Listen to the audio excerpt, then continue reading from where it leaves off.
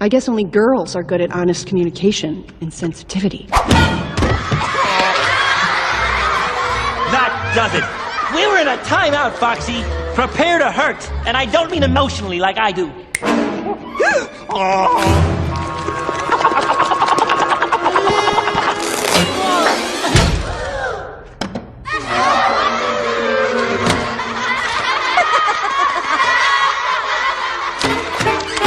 We will save you!